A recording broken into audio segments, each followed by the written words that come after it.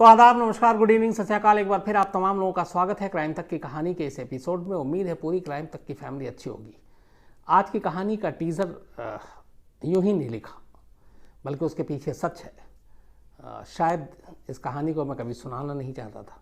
एक क्राइम तक फैमिली के ही मेंबर थे जिन्होंने कई महीने पहले, मुझे लगता 7-8 महीने पहले पुरानी बात है, जब उन्होंने कई बार मेल किया। मुझे लगा था उस वक्त सुनाऊं, फिर हिम्मत नहीं कर पाया, बड़ी कोशिश की। फिर पता नहीं क्यों कल रात से मैंने सोचा और मुझे लगा कि नहीं, सुनानी चाहिए, और इसीलिए ये कहानी आज आपको सुना रहा हूँ। दुनिया में इंसानी हैवानियत की, वहशीपन की, दरिंदगी की ना मालूम कितनी ही कहानियाँ, किस्से हैं जो कई बार मन करता है कि ऐसा लगे कि झूठ हो, लेकिन सच होता है। एक 2012 में दिल्ली में निर्भया केस हुआ। उस वक्त उस कहानी को सुन के रोंगटे खड़े हो गए थे। लगा था कि ये क्या है, कोई इंसान ऐसा कैसे कर सकता है, इस हद तक दरिंदगी कोई किसी लड़की के साथ करने की सोच भी कैसे सकता है। और फिर लगता है कि इंसान इंसान है, हम सभी इंसान हैं, एक जैसी सोच होती है, आँख, नाक, कान, शक्ल, लगभग सभी, हाथ पैर, लेकिन कुछ लोग ऐसा कैसे सोच सकते हैं, ये सोच आती कहाँ से। तो उस निर्भया केस ने बहुत बेचैन किया। लेकिन आज की जो मैं कहानी सुनाने जा रहा हूँ, पूरी दुनिया में अगर आप दरिंदगी की किस्से सुनेंगे और कहानियाँ सुनेंगे तो मुझे लगता है कि इस कहानी को सुनने के बाद आपको लगेगा कि बाकी सब चीज़ें बेकार है, और शायद इसके आगे कुछ सोचना और सुनना गवारा भी नहीं करेंगे। मुझे लगता है कि दुनिया की सबसे खौफनाक रेप, गैंग रेप, आप जो भी कह लें, ये वो कहानी है। कहानी जापान की है। 17 साल की एक लड़की जिसने अपना जन्मदिन सिर्फ 3 दिन पहले मनाया था। 3 दिन पहले वो 17 साल की हुई थी। टोक्यो के करीब वो रहती थी। उसका नाम था जुंको फुरुता। 17 साल की लड़की थी। 22 नवंबर 1972 को उसका जन्म हुआ था, और 25 नवंबर 1989 से ये कहानी शुरू होती है। उसके 17वें जन्मदिन के ठीक 3 दिन बाद की कहानी। 17 साल की ये खूबसूरत लड़की, पढ़ने लिखने में बहुत होशियार, तेज़, घर पे माँ बाप, एक भाई, एक बहन, और ये वहीं एक अच्छे स्कूल में जिसका नाम था याशियो मिनामी हाई स्कूल, वहाँ ये पढ़ाई कर रही थी। पढ़ाई के साथ साथ उसी साल इसने कुछ दिन पहले ही स्कूल और घर के बीच में एक इलेक्ट्रॉनिक की शॉप थी, दुकान, वहाँ इसने पार्ट टाइम जॉब ज्वाइन किया था। तो स्कूल ख़त्म होने के बाद ये कुछ घंटे वहाँ काम करती थी, उससे पॉकेट खर्च निकल आता था, और बड़ा खुश थी वो। स्कूल में जुंको एक तरह से बहुत पॉपुलर थी, क्योंकि ब्रिलियंट थी हर चीज़ में, हर पढ़ाई के अलावा खेल कूद, बाकी चीज़ें, कोई उसमें भी आगे रहा करती थी। तो हर एक उसको एक तरह से बड़ा मानता था, प्यार करता था। लेकिन उसकी यही खासियत कुछ लड़कों की नज़र में जो है वो उसकी दुश्मन हो गई। उसी स्कूल में कुछ लड़के पढ़ते थे, उनमें से एक लड़का था जिसका नाम था मियानो। मियानो जुंको से एक तरह से कहें तो वो क्रश था एक तरह से उसका। लेकिन मियानो के साथ प्रॉब्लम ये थी कि वो जापान के जो बड़े बदनाम एक गैंग है वहाँ पे, याकुज़ा, तो उसके जूनियर गैंग का मेंबर था वो। और याकुज़ा की कभी कहानी आपको सुनाऊंगा फुर्सत में, किस तरीके की ये गैंग है, क्या है, खूंखार है। तो मियानो के बारे में सब जानते थे कि ये याकुज़ा गैंग से जुड़ा हुआ है, तो लोग उससे डरते थे, घबराते थे, और उसकी हर चीज़ को लोग मानते थे। उसकी नज़र में ना सुनने का कोई मतलब ही नहीं था। उसने जुंको को कई बार प्रपोज किया, जुंको ने साफ मना कर दिया, क्योंकि वो पढ़ाई लिखाई की तरफ ध्यान देती थी। उस स्कूल में और जैसे बच्चे जो ड्रग्स लेते थे, अल्कोहल लेते थे, सिगरेट पीते थे, उन सबसे अलग रहती थी जुंको, और इस ग्रुप में शामिल ही नहीं होती थी। वो अपना पढ़ाई करती थी, पार्ट टाइम जॉब करती थी, घर जाती थी। मियानो ने उसे 2-3 बार प्रपोज किया और जुंको ने उसे मना कर दिया। ये बात मियानो के दिल में बैठ गई, और वह जुंको फुरुता से बदला लेने की सोचने लगा। यकूज़ा गैंग से वैसे ही जुड़ा हुआ था, खौफ था नहीं उसको। 25 नवंबर 1989 जुंको फ्रूता स्कूल से निकलती है और अपने इलेक्ट्रॉनिक शॉप पे जाती है पार्ट टाइम काम करने के लिए। वहाँ से रात करीब 8:30 बजे शॉप से बाहर निकलती है घर जाने के लिए। साइकिल से वो स्कूल जाती थी, साइकिल से शॉप जाती थी, साइकिल से घर जाती थी। वो साइकिल से जब जा रही होती है उसी वक्त मियानो अपने 5 और दोस्तों के साथ रात को निकला था और ये किसी अकेली लड़की या औरत को इस तरह के देखते थे, उन्हें उठाते थे, रेप करते थे, यही इनका काम था। तो उस रात भी ये शिकार की तलाश में निकले थे और इत्तेफाक से जहाँ से ये गुजर रहे थे वहीं से उस वक्त जुकुता जो है, जुंको फ्रूता, वो अपने साइकिल से जा रही थी। मियानो की नज़र पड़ गई जुकुता पे और जैसे ही उसने देखा अपने दोस्तों से कहा कि ये वही है और इससे बदला लेना है। मियानो चूँकि यकूज़ा गैंग से जुड़ा हुआ था और इनका लीडर था, उसके बाकी दोस्त उसके लिए तैयार हो जाते हैं। फिर ये लोग एक कहानी गढ़ते हैं। मियानो का कुछ दोस्त तेज़ी से जाता है और जुंको फ्रूता के साइकिल के पास जाकर उसे लात मारता है। साइकिल गिर जाती है, जुंको नीचे गिर जाती है। उसके बाद पीछे से अचानक मियानो आता है हीरो की तरह और वो उन लड़कों को डांटता है, वो भाग जाते हैं। और फिर ये जुंको से कहता है कि रात का वक्त है, चलो मैं तुम्हें घर छोड़ देता हूँ। जुंको उस पर भरोसा कर लेती है क्योंकि एक ही स्कूल में थी। बेशक उसने उसके जो प्रपोज़ल था उसको इनकार किया, पर उसने कभी सोचा नहीं था कि आगे इस हद तक कुछ हो सकता है। तो मियानो अपने जाल में फंस चुका था। जुंको फ्रूता अब उसके साथ साइकिल पर चलने लगी।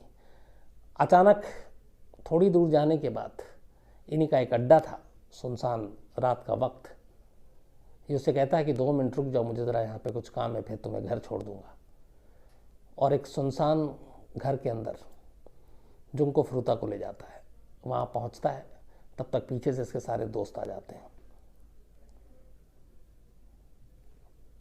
वो पहली रात थी जब जुंको फ्रूता 17 साल की एक बच्ची, जो सिर्फ 3 दिन पहले जिसके 17वां साल पूरा किया था उसने, एक साथ वो 5 लड़के बारी बारी से उसके साथ रेप करते हैं।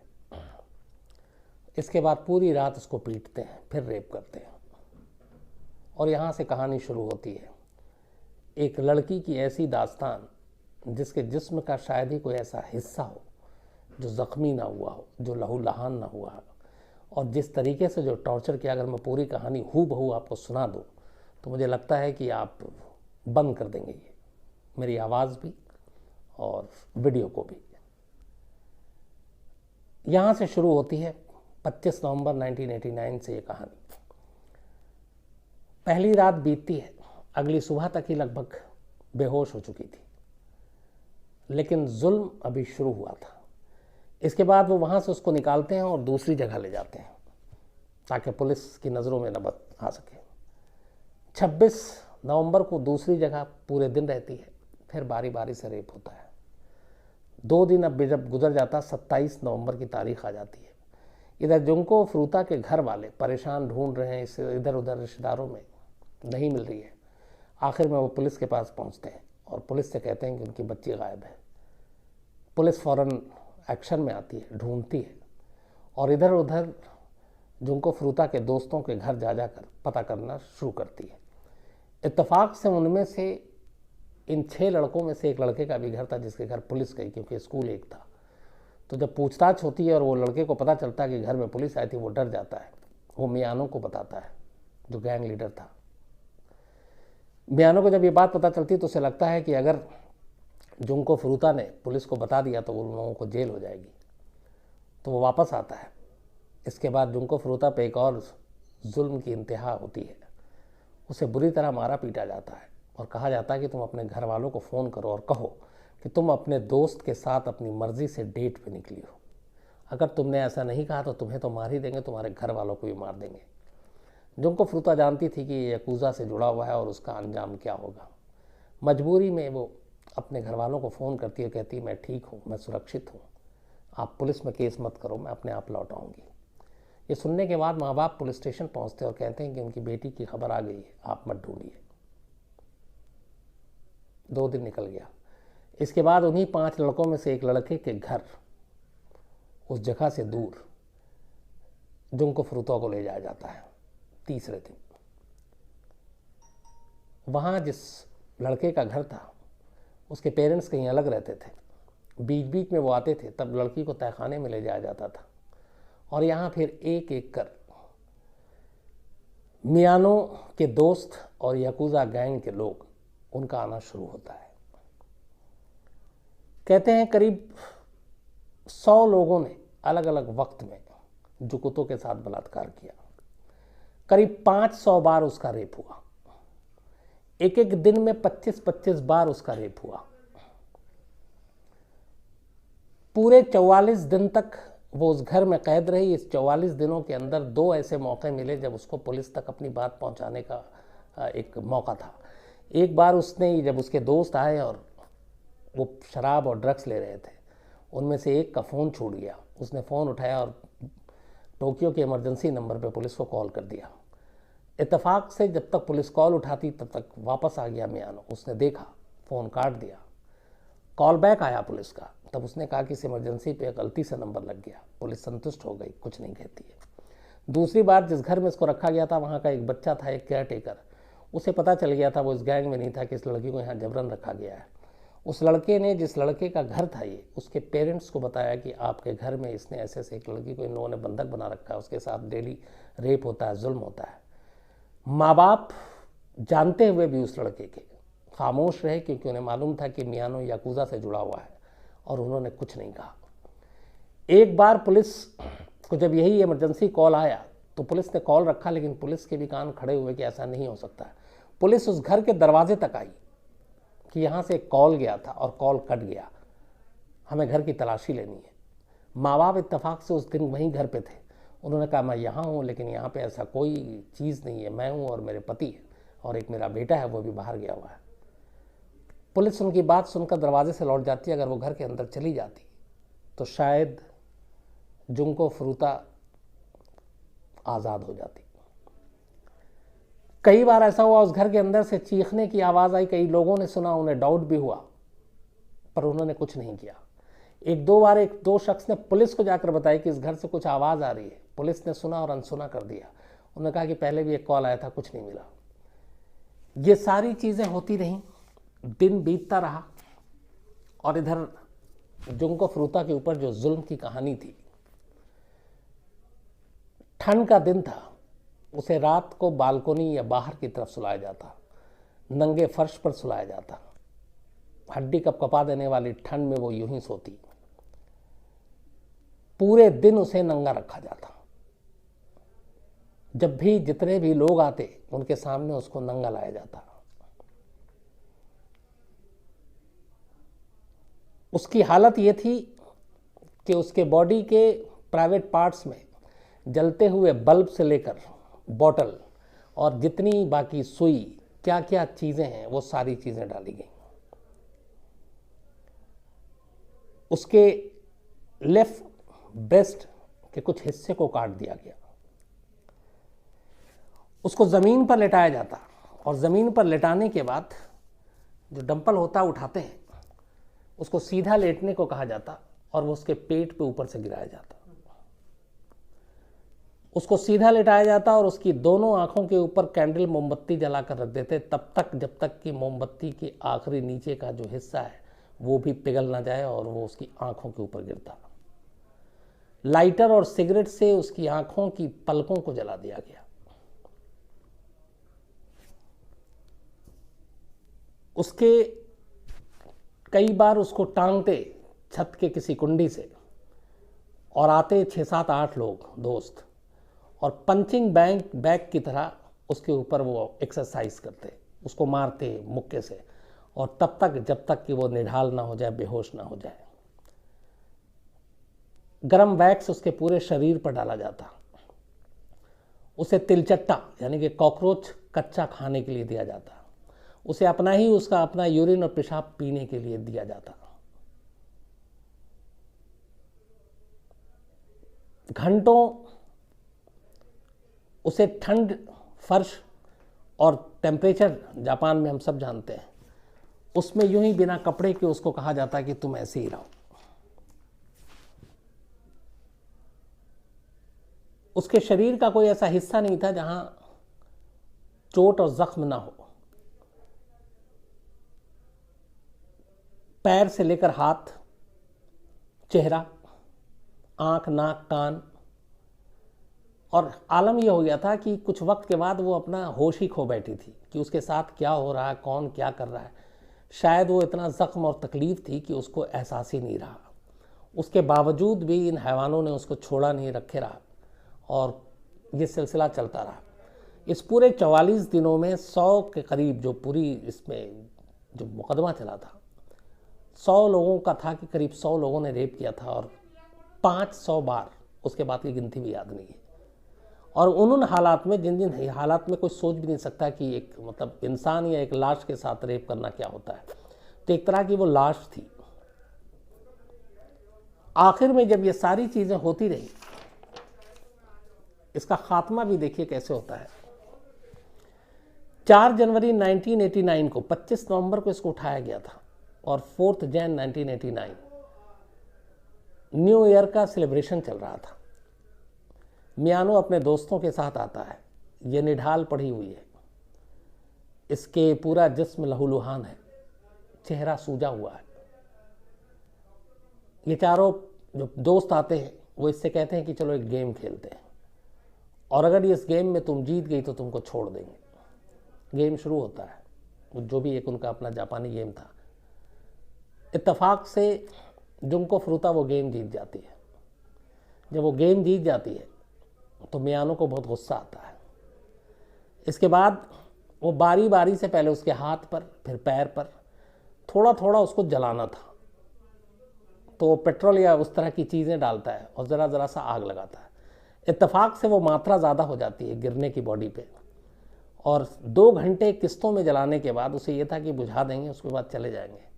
लेकिन वो तेल या पेट्रोल इतना ज़्यादा उसमें आ गया कि आग बुझ नहीं पाया और 2 घंटे जलने के बाद, 44 दिन के जुल्म के बाद जुंको फ्रूता की मौत हो जाती है।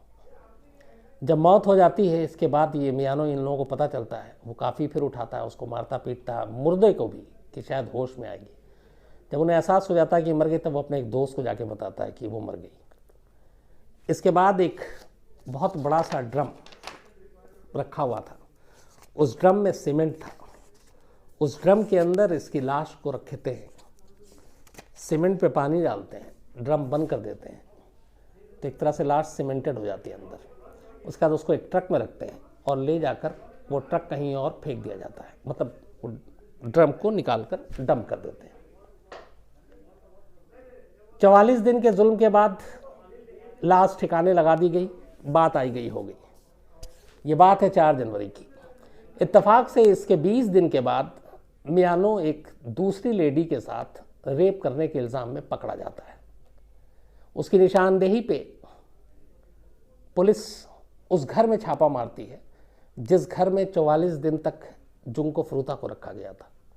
वहाँ जब पुलिस पहुँचती है तो कुछ कपड़े मिलते हैं, कुछ अंडरगारमेंट्स मिलते हैं, कुछ ऐसी निशानियाँ मिलती हैं जैसे लगता है कि इस जगह पे काफ़ी किसी लड़की के साथ जुल्म हुआ होगा। लेकिन पुलिस को कहानी नहीं मालूम थी कि ये वही जगह है जहाँ कोई जुंको फ्रूता नाम की लड़की थी, या वो कहाँ है, क्योंकि अभी तक उसकी लाश नहीं मिली। एक दूसरी महिला के रेप के सिलसिले में पकड़े गए मियानो से जब पुलिस पूछताछ करती है और उसके घर से ये सारी चीज़ें जब मिलती हैं, तो पुलिस यूं ही अंधेरे में तीर मारती है एक दूसरे केस में, और जो कुछ दिन पहले हुआ था। एक महिला गायब थी और उसकी लाश मिली थी, तो वो कि क्या इस केस से इसका भी ताल्लुक हो सकता है, तो वो अंधेरे में तीर मारती कि हमें पता है तुमने एक और कत्ल किया रेप करके। मियानो कंफ्यूज हो जाता है, उसे लगता है कि शायद ये जुंको फ्रूता के बारे में बात कर रही है, और वो टूट जाता है, कहता हाँ। तो पुलिस पूछती है कि फिर क्या किया, तब वो बताता है कि चलिए मैं आपको लाश बताता हूँ। वो ड्रम जिसमें सीमेंट भरा हुआ था और उस सीमेंट के नीचे उसकी लाश रखी थी जुंको की, वो उसके बताए हुए टोक्यो के बाहरी इलाके से वो ड्रम बरामद होती है। ड्रम के अंदर से लाश मिलती है। तब पुलिस पहली बार उसे बताती है कि मैं तो इस केस के बारे में हमें मालूम ही नहीं था, हम तो एक दूसरे केस के बारे में तुमसे बता रहे थे। लेकिन तब तक देर हो चुका था और मियानो सच बता चुका था। इसके बाद पहली बार जब वो लाश बरामद होती है तब जुंको फ्रूता की कहानी जापान में सामने आती है।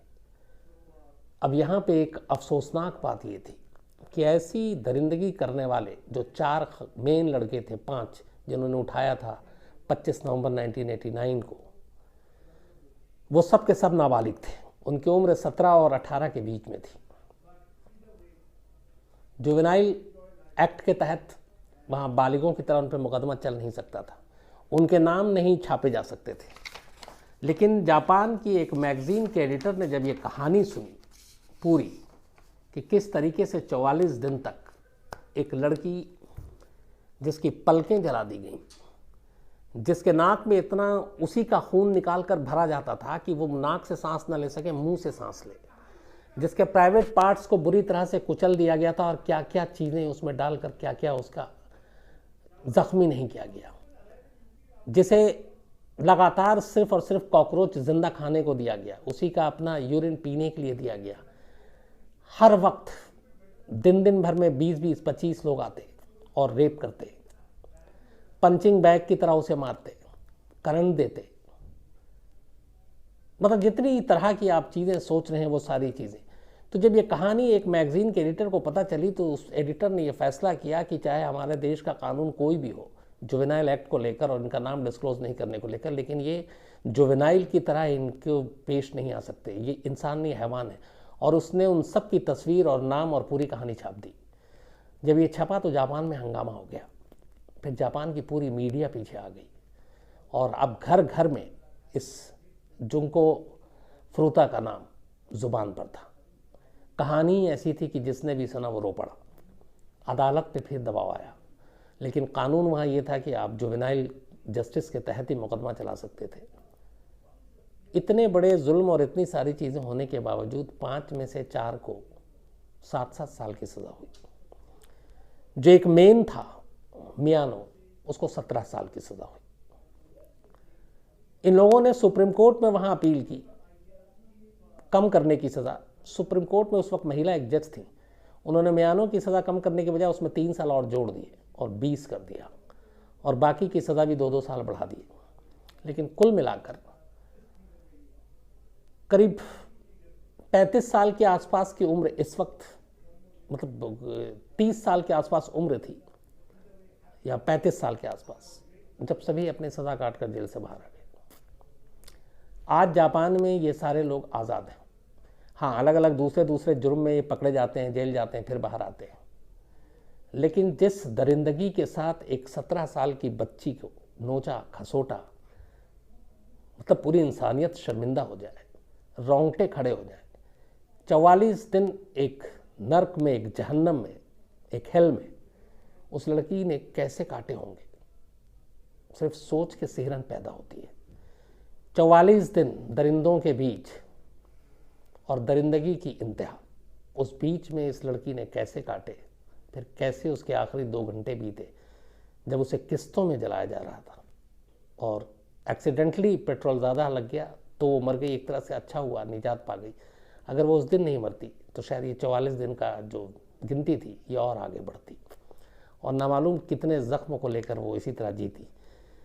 कहते हैं कि जब इन लोगों ने कोर्ट में कहानियाँ सुनाई थी तब आखिर में बताया था कि जिस तरीके से वो कहते थे आखिर में वो वही करती थी, क्योंकि उसकी दिमागी हालत अब वैसी हो गई थी। शायद दर्द ने उसके सोचने समझने हर चीज़ की ताकत छीन ली थी और वो अपने आप को एक खिलौना मान ली थी, जो जैसा कहता वो उसी के इशारे पे वैसा ही करती।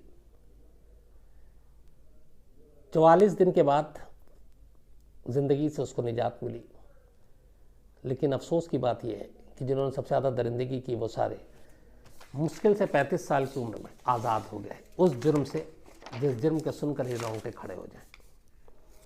ये थी कहानी जापान की जुंको फ्रूता की। इस पे कई किताब भी लिखे गए और इसमें ये हुआ कि जिस इलेक्ट्रॉनिक शॉप में वो काम करती थी तो वहाँ उसको एक वर्दी दी जाती थी। वो वर्दी उस दुकानदार ने उसके घर वालों को, जिनको के बाकायदा एक समारोह में भेंट किया कि एक पहचान है। एक और अच्छी चीज़ ये हुई कि जिस हाई स्कूल में ये पढ़ती थी वहाँ से इसने अपनी डिग्री अभी पूरी नहीं की थी। इस कहानी के सामने आने के बाद उस स्कूल ने बाकायदा बिना एग्ज़ाम में बैठे और बाकी चीज़ों के वो डिग्री जुंको के नाम जारी की और उनके पेरेंट्स को सौंपा। जिस जगह पे उस ड्रम से लाश मिली थी वहाँ पे एक पार्क बनाया गया, एक तरह से जुंको की याद में।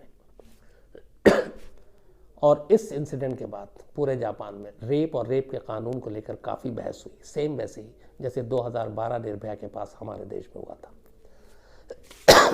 तो ये थी कहानी, एक ऐसी कहानी जिसको सच बता रहा हूँ कि सुनाने का इसलिए मन नहीं करता कि जब ये सुनाता हूँ तो सोचता हूँ और सोचता हूँ तो फिर वो 44 दिन याद आते हैं और 44 दिन याद आते हैं तो फिर वो दरिंदगी याद आती है। कई बार बहुत अजीब सी सिचुएशन होती है कि आप जिस पेशे में हैं वो आपको पूरा करना है, ईमानदारी से निभाना भी है और उन चीज़ों से भी आपको आमना सामना करना है जो चीज़ें आपको तकलीफ़ देती हैं। जैसे कहानी और बहुत सारी सुनाने में कई बार अच्छा लगता है, लेकिन ऐसी कहानी मेरी हमेशा कोशिश होती है कि सुनाऊं क्या, ऐसे याद भी न रखूं। लेकिन फिर लगता है कि ये पेशे से बेईमानी होगी, इसलिए कि आप सबका भी हक है जानना, इसलिए जानना ताकि इन कहानियों को सुनकर, ऐसी चीज़ों को सुनकर कम से कम अपने आसपास अपनी आंखें खुली रखें और ऐसा कुछ ना हो। ऐसे लोग अगर हमारे बीच में कोई घूम रहे हैं भेड़िए बनकर, उनको पहचान सकें, उन पे नज़र रख सकें ताकि फिर किसी जुंको के साथ ऐसा कुछ ना हो। तो ये थी कहानी।